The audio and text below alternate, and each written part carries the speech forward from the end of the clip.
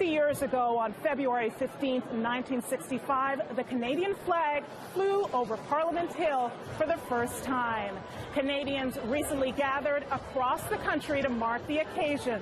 CPAC was there for celebrations in Toronto and Mississauga, Ontario, where thousands joined current and former politicians from all levels of government to celebrate the 50th anniversary of Canada's national flag.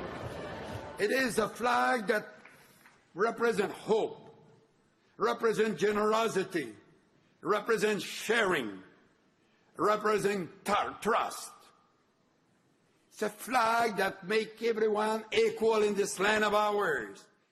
Former Prime Minister Jean Chrétien rallies the crowd at an event in Mississauga. Thank you for all of you. I see the diversity of this hall today. This is the Canada that we cherish. The legacy of Canada's 14th Prime Minister, Lester B. Pearson, who led the Great Canadian Flag Debate in 1963-64, is being honored. We do have the pleasure today to be joined by a few individuals who were part of that historic moment. Like Chrétien, 3 former members of Parliament, instrumental in voting for our national flag 5 decades ago, took the stage. I was there with my 3 colleagues, Renald Gay, Auguste Chaquette, and Ian Watson. We were there for a very difficult debate that lasted for months. You were there for the vote when they were deciding which flag would be our Canadian flag. Talk to me about that process and being there. We were so enthusiastic after we got the official result of the vote. The flag had been recognized on that particular night. After months of deliberations, a final vote was held in the early morning hours of December 15, 1964.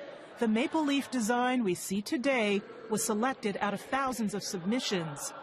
But opposition leader John Diefenbaker had other ideas.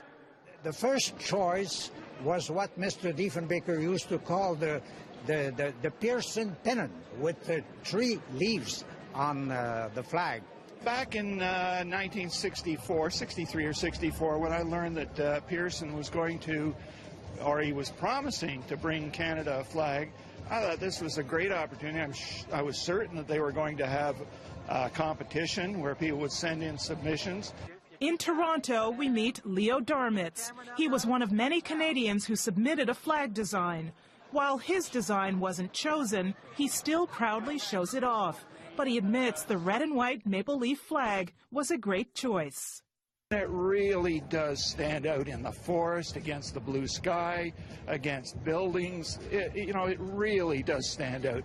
As the Queen's representative in Ontario, I'm just delighted to welcome you here today to your citizenship ceremony.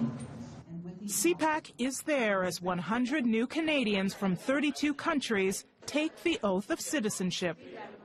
After the ceremony, Minister of Citizenship and Immigration Chris Alexander reflects on what it means to be celebrating the 50th anniversary of the Canadian flag on this special day.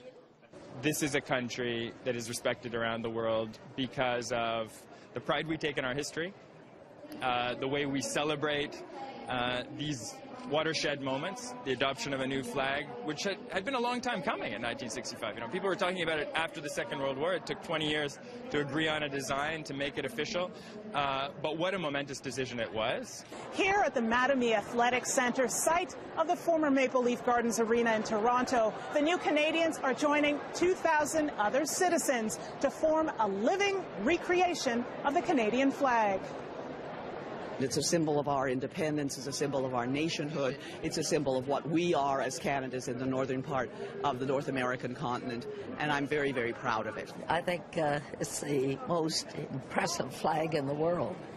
When you show it with the flags of other countries, it stands out, and it represents the country so well. Over in Mississauga, we find some unique displays of passion for the maple leaf. I'm everyday Canada. I'm everyday Canada, celebrate Canada Day, celebrate Canada Flag Day, all the events. And as an immigrant, I came from Ireland about 43 years ago. I really feel this is my country, and this is, I get very emotional, especially when we sing the national anthem and we fly the flag. Back at the historic 2,000-person photo session in Toronto, the feeling of Canadian pride is contagious.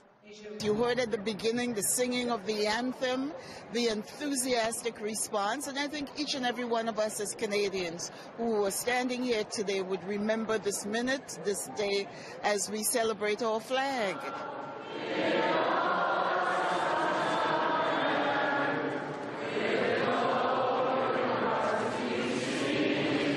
Reporting from Toronto, Ontario, I'm Heather Seaman.